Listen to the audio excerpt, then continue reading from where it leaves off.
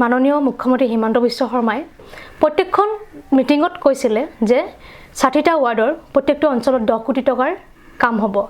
বৰ্তমান সেই কামসমূহ হৈছেনে যেহেতু আপুনি গুৱাহাটী পৌৰ নিগমৰ মুখপাত্ৰ লগতে 55 নং ৱাৰ্ডৰ এজন পাৰিষদ। এনেকুৱা হ'ব নেকি যে এতিয়া মানুহে ঘৰৰ বাৰাণ্ডা এখন দিলেও টেক্স দিব লগা হৈছে? এই যিটো নিয়ম এনেকুৱা হ'ব নেকি যে যেতিয়া জিএমচিয়ে বনাব ৰাস্তা বা মানুহে ঘৰৰ পৰা ওলাই গ'লে টেক্স দিব লগা হ'ব নেকি? তো সেই ক্ষেত্ৰত কি ক'ব বিচাৰে যে আপোনালোকে দাবী কৰিছে যে নিকা নিযুক্তি হৈ আছে আৰু কিছু লোকে দাবী কৰিছে সাধাৰণ জনতাই যে নিকা নিযুক্তি হোৱা নাই। যেহেতু আঁচনিবোৰ আহি আছে এই আঁচনিবোৰৰ ক্ষেত্ৰত প্ৰদান কৰাৰ ক্ষেত্ৰত কেলেংকাৰী হোৱা নাই বুলি আপুনি বহু ডাঠ কৰি ক'ব পাৰিবনে? যেতিয়া আপোনালোকে যিকোনো এটা পোষ্ট কৰে যিকোনো এটা বিষয়ৰ ওপৰত মাত মাতে বিশেষকৈ বিজেপিৰ কৰ্মীসকলে তেওঁলোকক 1500 টকীয়া বুলি কয়। কাৰণটো কি? নমস্কাৰ,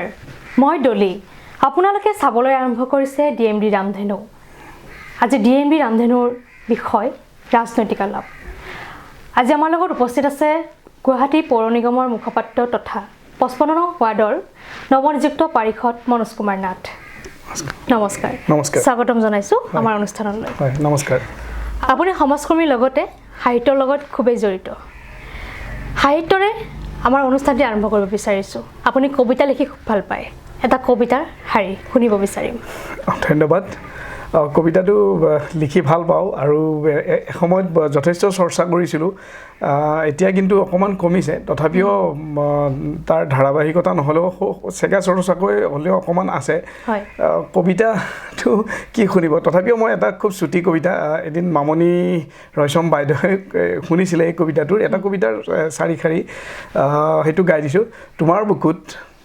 তোমাৰ বুকুত এদিন এটা সমস্যাৰ পদ্য লিখিম, তাত দুখবোৰক স্থাপন কৰিম মনৰ মিঠাবোৰৰ সতে, সিও তাৰ সতে থাকি তোমাৰ মনত প্ৰতিষ্ঠা কৰিব সুখৰ। আৰু এনেকৈ এদিন সমস্যাবোৰ এটা সৰল সিদ্ধান্তত উপনীত হ'ব। তুমি কিন্তু মোক নক'বা দেই তোমাক পাহৰিবলৈ।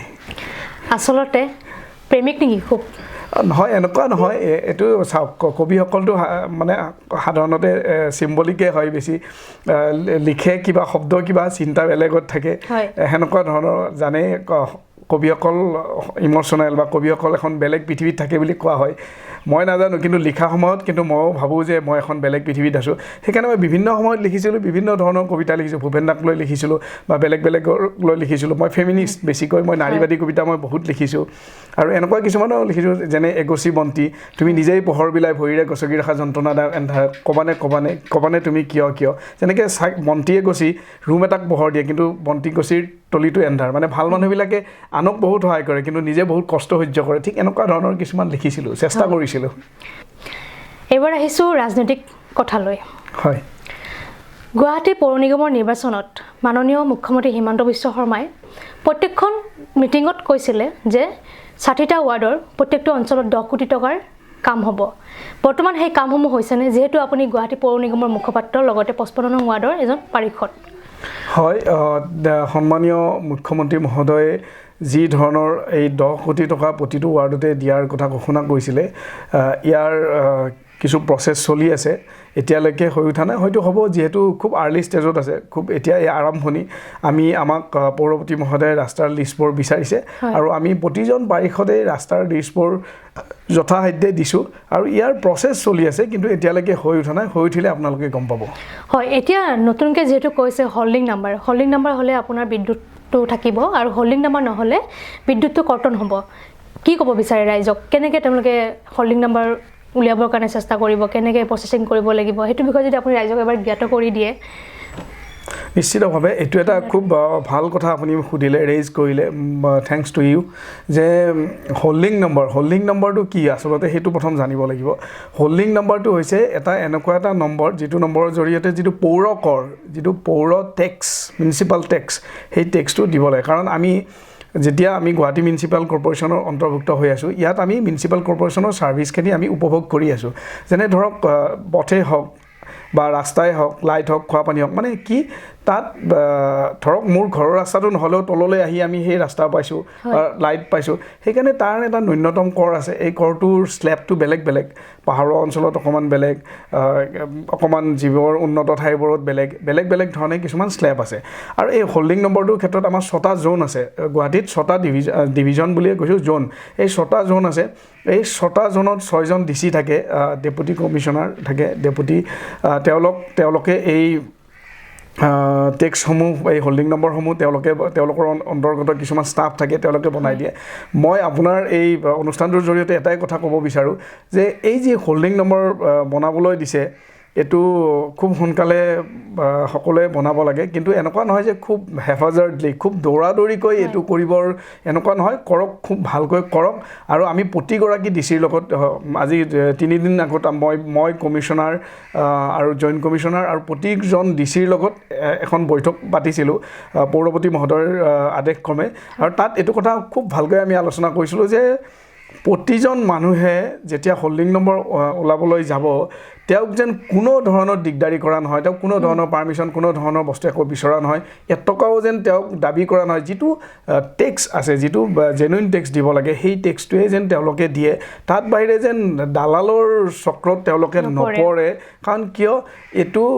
এইটো দুই ধৰণৰ কথা এই যেতিয়া হোল্ডিং নম্বৰটো তেওঁলোকে উলিয়াব তেওঁলোকে এখন যিহেতু ধৰক মিউনিচিপাল কৰ্পৰেশ্যনত আছে তাৰ এইটো এটা প্ৰমাণ তেওঁলোকৰ হাতত থাকি যাব বা তেওঁলোকে তেওঁৰ ক্ষমতা উপভোগ কৰিব পাৰিব আৰু সেই যদি পৰোক্ষভাৱে চাই মিউনিচিপাল কৰ্পৰেশ্যনেও তেওঁলোকৰ পৰা এটা কৰ পাবলৈ সক্ষম হ'ব সেইটো যিহেতু এইটো এটা ভাইচ ভাৰ্চা কথা মানে দুটাৰ পৰিপূৰক সেইকাৰণে মই ভাবোঁ এইটো এটা খুব সুন্দৰকৈ চলি আছে আৰু অনাগত দিনত যদি এনেকুৱা কেতিয়াবা আমি শুনো যে কোনোবাই কিবা দিগদাৰ দিছে কোনোবা আমাৰ ষ্টাফেই হওক বা কোনোবা মাজৰ মানুহে মধ্যবিত্ত আমি ব্যৱস্থা গ্ৰহণ কৰিম হয় এনেকুৱা হ'ব নেকি যে এতিয়া মানুহে ঘৰৰ বাৰাণ্ডা এখন দিলেও টেক্স দিব লগা হৈছে এই যিটো নিয়ম এনেকুৱা হ'ব নেকি যে যেতিয়া জিএমচিয়ে বনাব ৰাস্তা বা মানুহে ঘৰৰ পৰা ওলাই গ'লে টেক্স দিব লগা হ'ব নেকি এনেকুৱা কথাটো আপুনি যিটো কথা কৈছে এই ধৰণৰ কথাটো নহয় যেতিয়া আপুনি এখন নগৰ বা মহানগৰত বাস কৰে সেই নগৰখনৰ এটা টেক্স থাকে পৌৰকৰ আৰু সেই পৌৰকৰটো মানুহে দিয়াটো এটা নৈতিক কৰ্তব্য সকলোৱে পৌৰকৰটো দিব লাগে আৰু দি আহিছে বহুতে দি আহিছে তেতিয়া আপুনি কি কয় পৌৰ নিগমৰ যিসমূহ সুবিধা সেই সুবিধাসমূহ আপুনি উপভোগ কৰিব পাৰে ভালদৰে আৰু এইটো এটা নৈতিক কৰ্তব্য এই যিটো আপোনালোকে টেক্স দিব এই টেক্সটোৰ জৰিয়তে গুৱাহাটী মহানগৰখন সৰ্বাংগ সুন্দৰ হ'ব যিহেতু গুৱাহাটী মহানগৰখন এখন নৰ্থ ইষ্টৰ গেটৱে বুলি কোৱা হয় আৰু গোটেই নৰ্থ ইষ্টৰ ভিতৰতে এখন জাকত জিলিকা এখন মহানগৰ সেইকাৰণে আমাৰ এইটো নৈতিক কৰ্তব্য যে আমি আমাৰ যি কৰণীয় কৰিব লাগে আৰু তাৰ লগে লগে আমি চাব যে কিছুমান আমাৰো কৰণীয় আছে যেনেকুৱা আনুষংগিক কাম যেনেকুৱা ধৰক আমাৰ পথসমূহ আপুনি দেখিছে যে পথসমূহত ইটা বালি বা এনেকুৱা কিছুমান সামগ্ৰী পেলাই থৈ দিয়ে বহুত মানুহ ইয়াত ভাৰতীয় মানুহ আছে জাবৰ জোঁথৰবোৰ আনি ইয়াত পেলাই থৈ দিয়ে বহুত মানুহে আহি নলাত জাবৰবোৰ পেলাই দিয়ে আজি ৰাতিপুৱাৰ কথা এটা কৈছোঁ মই যেতিয়া জিমত গৈছোঁ তেতিয়া দেখিছোঁ যে নলা এটাত মানে গছ কাটি পেলাই থৈ দিছে আপুনি এতিয়া ইয়াৰ পৰা গ'লেও দেখা পাব তাত পেলাই থৈছে মই ওচৰত এগৰাকী মানুহ ঝাৰু দি আছিলে তেখেতক সুধিলোঁ যে ইয়াত কোনে পেলাইছে কৈছে তেখেতলোকে পেলাইছে মই বোলো কিয় পেলাইছে নলাত কৈছে যে নাই এইটো জ্বলাই দিব ঠিক আছে শুকোৱাৰ পিছত জ্বলাই দিব ধৰি ল'লোঁ কিন্তু তাৰ আগত যদি বৰষুণ আহে সেই নলাটো পুত খাই যাব সেইকাৰণে আমি যি আমাৰ কৰণীয় যে আমি অকল চৰকাৰখনেই কৰিব বুলি ভাবি থাকিব নালাগে নিজে সচেতন হ'ব লাগে আমিও কৰিব লাগে এইটো আমাৰ ধৰক সমাজ এখন আপুনি যদি সুন্দৰ সমাজ এখন সুন্দৰ মহানগৰ এখন গঢ় দিব লাগে সকলোৱে সকলোৰ নিজৰ দায়িত্ব পালন কৰিব লাগিব পৌৰ নিগমে পৌৰ নিগমৰ দায়িত্ব পালন কৰিব লাগিব চৰকাৰে চৰকাৰৰ দায়িত্ব পালন কৰিব লাগিব আৰু ৰাইজে জনতা জনাৰ্দনে নিজৰ দায়িত্ব পালন কৰিব লাগিব তেতিয়াহে আপুনি এখন সুন্দৰ সমাজ দেখিবলৈ সক্ষম হ'ব এবাৰ আহিছোঁ এটা অন্য এটা বিষয়লৈ বিতৰ্কিত বিষয় বৰ্তমান সেই বিষয়টো খুব চৰ্চিত হৈ আছে নিকা নিযুক্তি আপোনালোকৰ বিজেপি চৰকাৰৰ যেহেতু আপুনি বিজেপি চৰকাৰৰ পৰা প্ৰতিনিধিত্ব কৰি আজি মুখপাত্ৰ আৰু পাৰিষদৰ পদত আছে সেইবাবে প্ৰশ্নটো কৰিছোঁ যে যিটো নিকা নিযুক্তি হৈ আছে তাত আপোনালোকে দাবী কৰিছে নিকা নিযুক্তি হৈ আছে কিন্তু কিছু লোকে বৰ্তমান শেহতীয়াকৈ ক'ব গ'লে ভিক্টৰ দাস জয়া কলিতা তেওঁলোকে উত্থাপন কৰিছে যে নিকা নিযুক্তি হোৱা নাই আৰু তাৰ পিছতে আপোনাৰ জলসিঞ্চন বিভাগ পঞ্চায়ত বিভাগ তাতে নাই বুলি কেইবাজনো দালাল ধৰা পৰিছে নিকা তো সেই ক্ষেত্ৰত কি ক'ব বিচাৰে যে আপোনালোকে দাবী কৰিছে যে নিকা নিযুক্তি হৈ আছে আৰু কিছু লোকে দাবী কৰিছে সাধাৰণ জনতাই যে নিকা নিযুক্তি হোৱা নাই কি ক'ব এই বিষয়ত কম চাওক যোৱাকালি যিবোৰ নিযুক্তি আপুনি দেখিলে যোৱাকালি যিসমূহ কনিষ্টেবল আৰু যিসমূহ আৰক্ষীৰ বিভিন্ন পদত যোৱাকালি নিযুক্তি সেই নিযুক্তিসমূহ যদি আপুনি চায় বহুতে যোৱাকালিৰ পৰা এটা বিতৰ্কিত কথা কৈ আছে যে কৈছে দুখীয়া মই দুখীয়া বুলি নকওঁ যোগ্যতাৰ ভিত্তিত হয় যোগ্যতাৰ ভিত্তিত কিন্তু চাকৰিসমূহ যোৱাকালি দিয়াটো পৰিলক্ষিত হৈছে আৰু এনেকুৱা এচাম মানুহ যিবোৰ মানুহে কেতিয়াও চৰকাৰক প্ৰশংসা কৰি পোৱাই নাই হয় তেওঁলোকেও কিন্তু সৰুকৈ হ'লেও ক'ৰবাত ক'বলৈ বাধ্য হৈছে যে নাই এইবাৰটো হ'ল আগলৈ কি চাওঁ হয় যেতিয়া আপোনাৰ বৰ্তমানটো ভালে থাকিব ভৱিষ্যত সদায় ভাল থাকিব বৰ্তমান আমি যিহেতু নিকাকৈ নিযুক্তি দিছোঁ আৰু ভৱিষ্যতে দিম আৰু যিসমূহ ধৰক ব্যক্তিয়ে এই ধৰণৰ কথাবোৰ উত্থাপন কৰিছে বা দালাল চক্ৰ কৈছে তাত মানে এটা আগৰ চৰকাৰবোৰৰ মানে কংগ্ৰেছ হওক বা এনেকুৱা কিছুমান চৰকাৰৰ এটা লিগেচি আছে সিহঁতৰ এটা টীম অহৰহ আগৰতো তেওঁলোকে এই ধৰণৰ কাম কৰিছিল তাৰ সোৱাদ পাই আহিছে সেইকাৰণে কি কৰিছে ভাবিছে যে এইবাৰো পাৰিম কিন্তু এইবাৰ কাৰ চৰকাৰ সেইটো ভাবিব লাগিব আৰু মুৰব্বীজন কোন সেইটো ভাবিব লাগিব সেইকাৰণে তেওঁলোকৰ যি দালাল চক্ৰৰ কিন্তু পুলিয়ে পোখাৰীয়ে উভালিবলৈ কিন্তু আমাৰ সন্মানীয় মুখ্যমন্ত্ৰীগৰাকী আৰু অসমৰ আৰক্ষীসকলক ধন্যবাদ দিছোঁ বিশেষকৈ যথেষ্ট আৰক্ষীসকলৰ আগতে বহুত বদনাম আছিলে কিন্তু আৰক্ষীসকলে এতিয়া ইমান সুন্দৰকৈ এই চৰকাৰখনৰ দিনত কাম কৰিছে বা নিজৰ মানুহ নিজৰ আৰক্ষীকে ধৰিছে নিজৰ অফিচাৰ্ছক ধৰিছে আনকি মুখ্য সচিবৰ ভাতৃ পৰ্যন্ত ধৰিছে সেনেকুৱা বহুত কাম চৰকাৰখনে কৰিছে আৰু আগন্তুক দিনত যেনেদৰে আমাৰ মন্ত্ৰী পীযুষ হাজৰিকাদেৱেও কৈছিলে যে মুখ্যমন্ত্ৰীৰ লগত যে তামোল এখন নোখোৱাকৈ চাকৰি দিম যোৱাকালি তাৰ জ্বলন্ত উদাহৰণ আৰু যিসমূহ বা যিকেইজন ব্যক্তিয়ে নিজৰ ব্যক্তিগত স্বাৰ্থৰ কাৰণে এই ধৰণৰ কাম কৰি আছে আজি তেওঁলোক হয় কিছুদিনৰ কাৰণে তেওঁলোকে জনপ্ৰিয়তা তেওঁলোকৰ শিক্ষত উঠিছে বা তেওঁলোকে জনপ্ৰিয় হ'বলৈ এই কাম কৰিছে আমি কিন্তু ভাবোঁ যে তেওঁলোকৰ পিছত আমি পৰি থাকিলে নহ'ব চৰকাৰ এখনৰ কৰণীয় কাম বহুত থাকে বহুত মানুহৰ আশা থাকে চৰকাৰখনৰ ওপৰত এনেদৰে যিসমূহ মানুহে বা যিসমূহ মহিলাই এই ধৰণৰ কথা উত্থাপন কৰিছে তেওঁলোকে সমাজখনক কি দিছে আৰু চৰকাৰখনে কি দিছে যদি এটা তুলনা কৰা হয় সেইকাৰণে যিহেতু তেওঁলোকতকৈ চৰকাৰখন বহুত গুণে ওপৰত সেইকাৰণে চৰকাৰে নিজৰ দায়িত্ব পালন কৰি যাব এইবোৰ সৰু সৰু কথালৈ ভূক্ষেপ নকৰে বুলি মই ভাবোঁ যেহেতু আঁচনিবোৰ আহি আছে এই আঁচনিবোৰৰ ক্ষেত্ৰত প্ৰদান কৰাৰ ক্ষেত্ৰত কেলেংকাৰী হোৱা নাই বুলি আপুনি বুকু ডাঠ কৰি ক'ব পাৰিবনে নিশ্চিতভাৱে ক'ব পাৰোঁ যে আঁচনিবোৰৰ প্ৰদান কৰাৰ ক্ষেত্ৰত কেলেংকাৰী আৰু দুটা কথা আছে কথাটো এনেকুৱা চাওক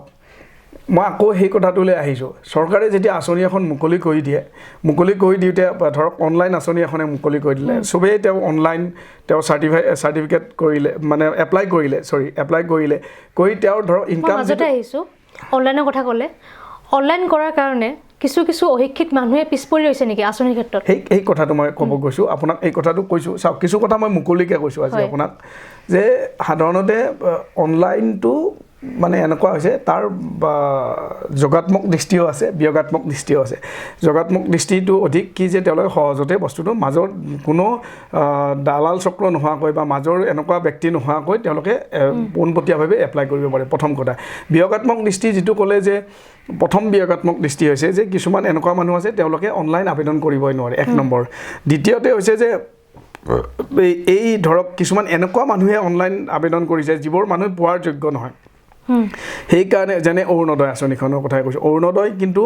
যিমান মানুহে পাইছে একাংশ নাপাবলগীয়া মানুহে পাইছে সেইটো কিন্তু আপুনি চৰকাৰৰ ব্যৰ্থতা বুলি ক'ব নোৱাৰে সেইটো নিজৰ দায়িত্ব চৰকাৰেতো এনেকুৱা প্ৰতিজন মানুহক চাব নোৱাৰে নিজেই জানিব লাগিব যে মই যদি অৰুণোদয় আঁচনিটো নলওঁ মোৰ এই টকাটো অইন এজনী দুখীয়া মানুহে পাব যদি সেইটো নাভাবি আঁচনিখন তেওঁ লৈছে এইটো চৰকাৰৰ দায়িত্ব নে চৰকাৰৰ দোষ নে সেই মানুহগৰাকীৰ দোষ এইটো প্ৰথম কথা দ্বিতীয় কথা হৈছে যে ৰিচেণ্টলি কিন্তু আমাৰ এই অৰুণোদয়ৰ ক্ষেত্ৰত মই যিমান দূৰ জানিব পাৰিছোঁ এটা চেকিং কৰাৰ ব্যৱস্থা চলি আছে ঘৰে ঘৰে আহি যে কোনে পাব লাগে কোনে পাব নালাগে মই আশা কৰিম যি আঁচনিসমূহৰ ক্ষেত্ৰত ৰাইজে যেন সহায় সহযোগ কৰে আৰু এইসমূহ আমাৰ চৰকাৰখনে খুব স্বচ্ছ আৰু নিকাভাৱে প্ৰদান কৰিবলৈ সক্ষম হ'ব এটা বেলেগ প্ৰশ্নলৈ আহিছোঁ যিটো প্ৰশ্ন সামাজিক মাধ্যমত খুব উত্থাপন হয় যেতিয়া আপোনালোকে যিকোনো এটা পোষ্ট কৰে যিকোনো এটা বিষয়ৰ ওপৰত মাত মাতে বিশেষকৈ বিজেপিৰ কৰ্মীসকলে তেওঁলোকক 1500 টকীয়া বুলি কয় কাৰণটো কি কিয় কয় কি সম্পৰ্ক আছে 1500 টকাৰ লগত চাওক এনেকুৱা এটা কথা কৈছোঁ যে বিজেপিৰ যেনেকৈ আপোনাৰ আশোক চান্দাবাৰ্ডি বুলি কয় হয় তেনেকৈ আপোনালোকেও কয় 1500 টকীয়া কিয় যিটো 1500 টকীয়া বুলি যিটো কয় প্ৰথম কথাটো হৈছে কেতিয়া ওলাল কিয় কয় সেই কথাটোলৈ নাযাওঁ কিন্তু এটা কথা আপুনি জানিব যে যিসমূহ মানে 1500 টকা পায় নেকি আপুনি যে ক'লে সেই কথাটো কয় শুনক যিসমূহ ব্যক্তিক 1500 টকীয়া বুলি কয় সেইসমূহ ব্যক্তিৰ বিষয়ে যদি আপুনি অকণমান দকৈ চায় তেওঁলোক বহুত ত্যাগী তেওঁলোকে কি প্ৰথম ৰাষ্ট্ৰ দ্বিতীয় দল আৰু তৃতীয় ব্যক্তি বুলি কোৱা এটা পৰিক্ৰমা তেওঁলোকৰ আছে তেওঁলোক দেশপ্ৰেমিক এই দেশপ্ৰেমিকসকলে এই ধৰণৰ স্বেচ্ছাই ভলেণ্টাৰীলি যিহেতু দেশক ভাল পায় আৰু যিহেতু বিজেপি দলটোৰ লগত এনেকুৱা কিছুমান সংগঠন জড়িত আছে যি আমাৰ মানে অখণ্ড ভাৰতক প্ৰতিনিধিত্ব কৰে যি আমাক ভাৰতবৰ্ষখনক মাতৃৰ লগত তুলনা কৰে যি আমাৰ সভ্যতা সংস্কৃতিক বিশ্বৰ বুকুত জিলিকাবলৈ অহৰহ কাম কৰি আহিছে সেনেকুৱা সংগঠনৰ পৰা শিক্ষিত ব্যক্তিসকলে আহি এই IT সেলত যোগদান কৰিছে তেওঁলোকক 1500 টকীয়া বুলি কওক এটকীয়া বুলি কওক 1000 টকীয়া বুলি কওক এইবোৰ কথালে তেওঁলোকে ভক্ষেপ নকৰে যেহেতু কোৱাটো মানুহে কৈ যাব কোৱাটো কেতিয়াও বন্ধ কৰিব নোৱাৰি IT সেলৰ মানুহখিনিয়ে তাৰমানে 1500 টকাকে পায় আপুনি ক'ব বিচাৰিছে নেকি মইতো জনাত সেনেকুৱা 1500 টকাটো নহয় এটকাও নাপায় তেওঁলোকে এটকাও নাপায় এনেকুৱা নহয় মই কথাটো আপোনাক সেইকাৰণে অকণমান ক'লে যে তেওঁলোকে দল কৰিছে আদৰ্শৰ ভিত্তিত যিটো আমাৰ এটা ধৰক নিজস্ব আদৰ্শ আছে দলটোৰ সেই আদৰ্শ অনুপ্ৰাণিত হৈ তেওঁলোকে এই দলৰ কাম কাজ কৰি আছে তেওঁলোকে এটকাও নাপায় আৰু লগতে আপোনাক মই উদাহৰণস্বৰূপে ক'ব পাৰোঁ যে এই বিগত সময়ছোৱাত যিমানসমূহ ল'ৰাই IT সেলত থাকি চৰকাৰখন গঠন কৰাত সহায় সহযোগ কৰিলে তেওঁলোক বা তেওঁলোকৰ ঘৰসমূহ আপুনি যদি অনুসন্ধান কৰে দেখিব না তেওঁলোকৰ ঘৰত চাকৰি পাইছে নে তেওঁলোকে ঠিকা পাইছে নে কি পাইছে তেওঁলোকে অকল দলটোৰ স্বাৰ্থত অকল দেশৰ স্বাৰ্থত দেশ মাতৃৰ স্বাৰ্থত তেওঁলোকে কাম কৰি গৈছে আৰু সেয়েহে তেওঁলোকক যিয়েই নকওক কিয় তেওঁলোক কিন্তু বিষ বুকি যোৱা মানুহ নহয় বা তেওঁলোকে এই কথালৈ ভক্ষেপ নকৰে যে আমাক 1500 টকীয়া কৈছে কি কৈছে আৰু আছুক কিয় চান্দাবাৰ্তি কয় সেইটো অসমৰ ৰাইজে জানে সেই কথালৈ মই এই বিতৰ্কিত কথালৈ নাযাওঁ ধন্যবাদ ইমানখিনি সময় দিয়াৰ বাবে আপোনালৈ ধন্যবাদ আপুনি আহি ধৰক আমাৰ দৰে অভাজন এজনৰ যি দুটা প্ৰশ্ন কৰিলে বা মোৰ লগত যি ইণ্টাৰেক্ট কৰিলে আপোনাকো ধন্যবাদ ৰামধেনু চেনেলত ধন্যবাদ জনাইছোঁ হয় ৰামধেনু চেনেল চাই থাকক সকলোৱে আৰু ময়ো চাইছোঁ খুব ভাল হৈছে এখেতলোকৰ গোটেই অনুষ্ঠানসমূহ দেখিছোঁ ৰাইজেও নিশ্চয় ভাল পাব আৰু ৰাইজক কওক যে হোল্ডিং নাম্বাৰটো সোনকালে নিশ্চিতভাৱে মই ৰাইজক অনুৰোধ জনাইছোঁ যে আপোনালোকে অতি সোনকালে হোল্ডিং নাম্বাৰসমূহ কৰি লওক ইয়াত মাজত কোনো মধ্যভোগীক প্ৰশ্ৰয় নিদিব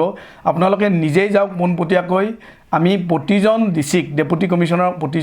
প্ৰতিটো জনতে আমি তেখেতলোকক কৈ থৈছোঁ যে ৰাইজক কেতিয়াও হাৰাশাস্তি নকৰিব আৰু যেতিয়া কোনোবাই যদি কৰে আপোনালোকে গুৱাহাটী পৌৰ নিগমৰ বিষয়াসকলৰ লগত যোগাযোগ কৰক যদি মোৰ কিবা লিংক থাকে মোৰ লগত হ'লেও যোগাযোগ কৰক